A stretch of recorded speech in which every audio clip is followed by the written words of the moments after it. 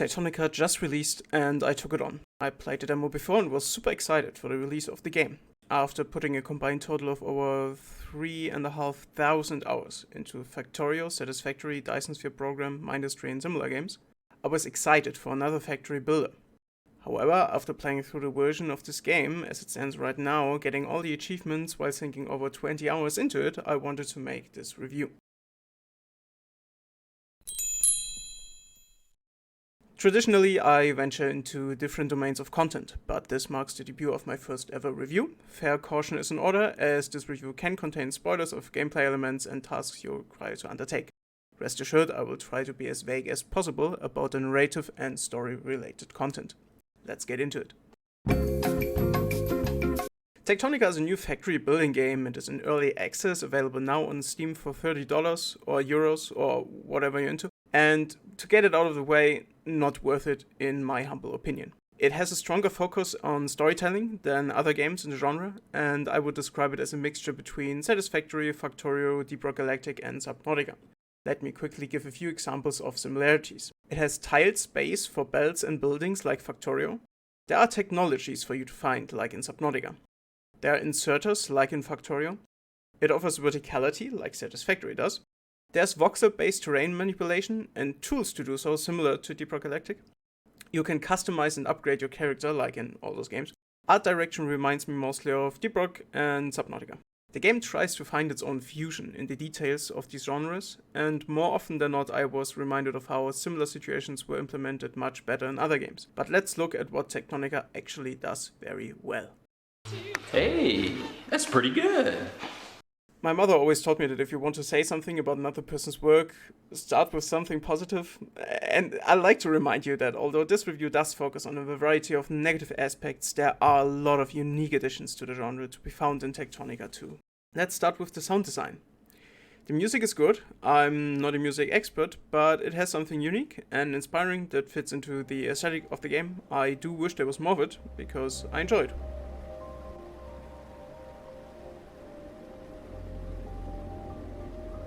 The voice acting is as nice as this can get. I really can't complain here at all, and coming from a German, that's a huge compliment.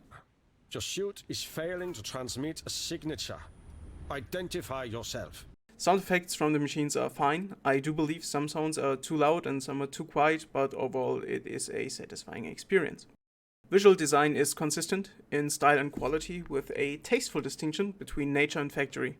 Asset quality, while not stunning, is mostly good enough. You can see a lot of edges and pixels, and some objects do look like they are from a year 2000 shooter rather than something made and published in 2023. But seeing some of the other assets, I do believe a lot of it is placeholders and being worked on. Storytelling is also a strong point of the game. The dialogues are well written. There is no hardship we can face that does not pale in comparison to the strife that will be visited upon humanity if we fail. The themes are tasteful and modern, and I found the plot quite intriguing. Not to spoil too much here, I found it to be a well-balanced mix between something clever and new and common plot ideas to just work well when executed right. There's also a ton of details and text and audio logs and descriptions and data and flavor for you to encounter and explore. The main narrative experience is rather short. Most of your time will be spent on different tasks.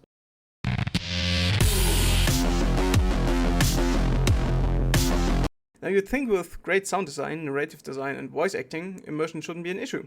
However, a handful of details did manage to drag me out of the experience. The voice-acted exposition is a test of patience that does not match the area's duration.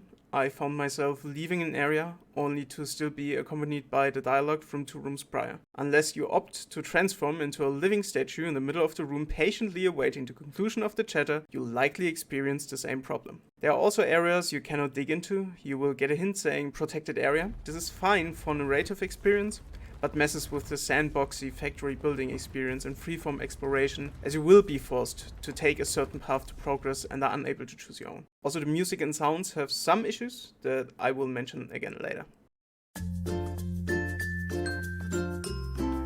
With a core gameplay loop that consists of doing the exact same things over and over again, those are the things with the easiest controls and most features. Or at least that's how it should be. Anyone who played Dyson Sphere Project, Factorio or Satisfactory will instantly know how frustrating it feels when I say to you, you cannot upgrade conveyor belts. Yeah. You actually have to demolish and rebuild them, and that's just the tip of the iceberg. I don't want to spend hours on this part, so let me just name all the quality of life issues and bugs I encountered with this game.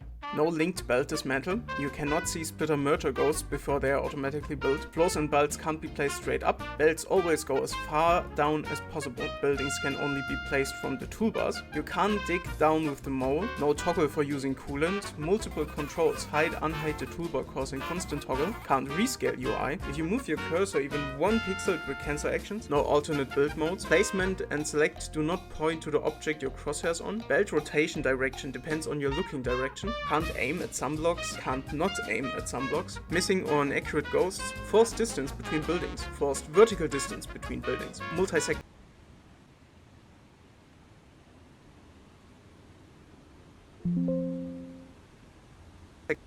stutters. Where does this light come from? I'm scrolling as fast as I can. Crafting queue can't be edited, crafting queue can't be inspected, no time or power consumption info in building UI, dumb belt placements, no live map pings for relevant points of interest, no frame counter, can't set maximum frame rate, excessive pop in pop out, visuals and hitboxes don't always match, no real-time production info. When you jump up to the ceiling you will hover and stick to it before you fall down. You can choose between toggle sprint or toggle sprint. Neutral buildings cannot be replaced or destroyed. You can't walk through here. You can walk through here. My eyes are up here. Can't turn on VSync anymore. Can't change autosave duration. Power UI is... Let's quickly compare one thing that struck me. Electricity. Dyson Sphere program has extensive overlays and production info. Satisfactory offers a similar overview with some different details. Factorio gives you all the data you could possibly want, logged and saved from the start of the game. And this is Techtonica. Yeah. Alright, the rest of the UI isn't much to look at either. I can respect the style choice of the high contrast blue and yellow combination. But why is that window purple instead? Why is this one completely different? The interactive map is actually quite nice. Though it could be larger. It's all perfectly usable, just not very useful.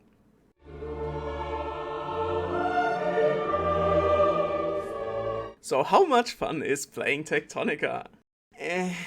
The products and production chains are right. There are some issues, but nothing that couldn't be expanded upon or rebalanced in the future. This is early access after all. The exploration is fun, although I'd rather choose to explore when I want to benefit from it instead of being forced to move around to unlock tech I desperately need to progress. I really wanted to play more and build more and expand my factory, but I constantly felt slowed down by the story and lack of features. I hoped I would unlock more and upgrade stuff and just get to the good part of the game, but that never happened. It's hard to describe without talking for half an hour about the details of production chains, factory layouts, and other details.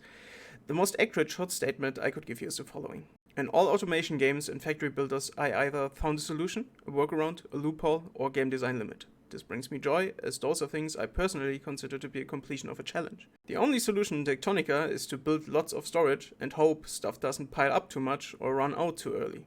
There are many paths to progress. Most games with extensive industry and technology let you build wide or tall, for example. Techtonica combines research, discovery, and mass production.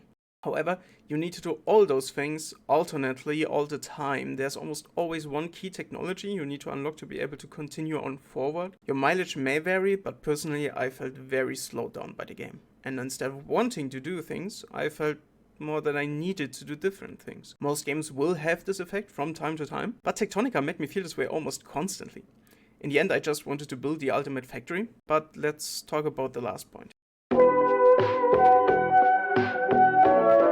I played Techtonica on this hardware, on all max settings, on native 4K, except VSync turned off. At the start of the game, everything was just perfect, which is a huge improvement from the first demo. However, after a while the performance grew poorer and poorer. In the end, I scraped by 25 frames per second. Mind you, this is not an issue with my hardware, as my GPU and CPU were on average only halfway to the limit. The larger the factory, the slower the game runs, due to poor optimization. I don't expect a new game in early access to be greatly optimized. But a factory builder that breaks down before you can build a decent factory kind of defeats the whole explore this planet and build a giant factory theme this game is going for, doesn't it? I did experience huge stutters, massive lags and crashes as well. What bothered me even more than that is how the music and sounds start to lag and stutter. I mentioned before that I would come back to this, but I don't really know what to say, so I will just show you some clips.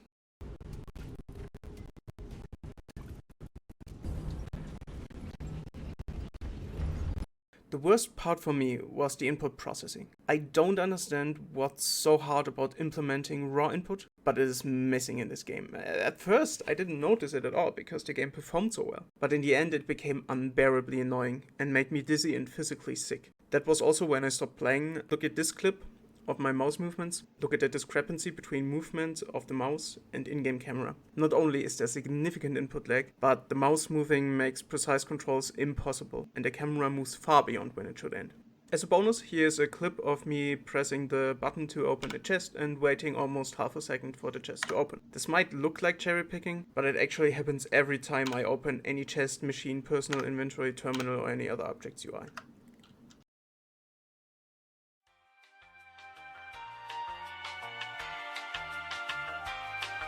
Altogether, Techtonica feels like a great short adventure game with cumbersome factory building gameplay built in to stretch the playtime. You could say that Techtonica does everything right that Satisfactory does wrong. Everyone who knows Satisfactory might wonder what is wrong with it, and you'd be right to think that. I have hope for this game. As far as I can tell, the developers never promised more than they delivered and kept working on it. I do believe, with complete lack of any evidence showing the opposite, those people make this game in good faith, and it could become a great game in the future. It just isn't there yet. For this price tag, you could pick up another factory builder and have much more fun. I'm not arguing about whether or not the $30 price tag is fair for a new early access title, but I am saying that you can get a far better experience with more content running better on any machine for the same price or lower. If you're interested, you can always try the game or come back in a couple of years to see how it has progressed.